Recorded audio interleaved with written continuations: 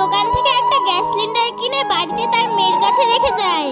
ডাইনি চলে যাওয়ার পরে ডাইনির মেয়ে গ্যাস সিলিন্ডারটার সাথে খেলা করতে থাকে, গ্যাস সিলিন্ডার উপরে চেপে খেলতে থাকে। ঠিক তখনই সেখানে একটা ভয়ানক রাক্ষস চলে আসে আর এসে বলে, এই ডাইনি, তুই আমার মনে আগুন লাগিয়ে তুই সংসার পেতেছিস, দাঁড়া আমিও এবার তোর মনে আগুন লাগাবো।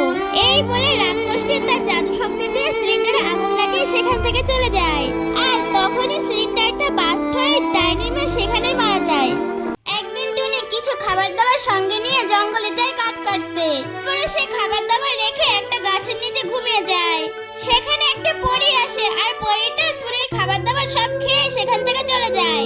এরপরে টুনির ঘুম ভাঙে আর ঘুম ভেঙে টুনি পাখি দেখে তার ঝুড়িতে কোনো খাবার নেই। টুনি পাখি তখন অনেক রাগ করে ঝুড়িটা ফেলে দেয়। তখন টুনি দেখে সেই ঝুড়িতে অনেক টাকা পয়সা আর সোনা দানায় ভর্তি হয়ে আছে। টুনি তখন খুশি হয়ে সোনা দানাগুলো সব বাড়িতে নিয়ে যায়। আর এই সমস্ত সব একটা ডাইনি দূর থেকে দেখে ফেলে। আর ডাইনিটা একটা ঝুড়ি নিয়ে এসে গাছতলায় ঘুমিয়ে পড়ে।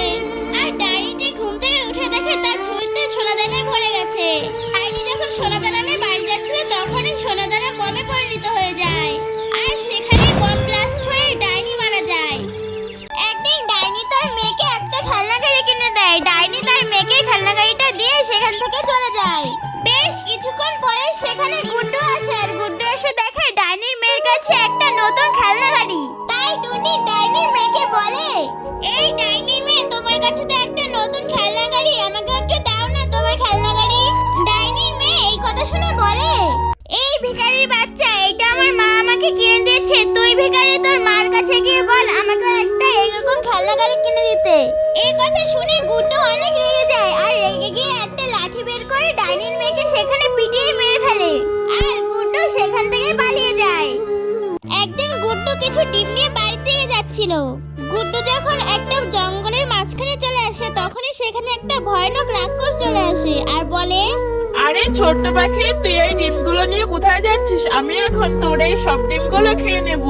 না না রাক্ষস কাকু, তোমাকে আমি এই ডিমগুলো দিতে পারবো না, তুমি এখন আমার রাস্তা ছাড়ো।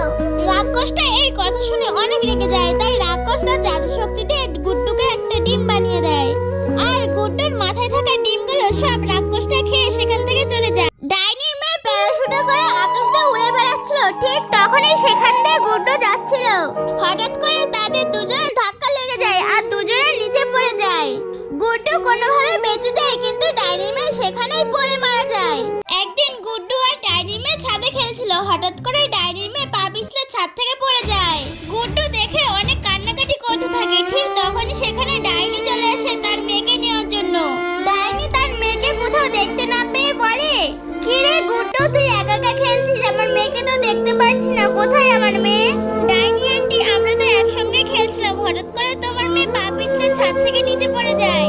ডাইনি গুড্ডু এই কথা শুনে বলে, শয়তান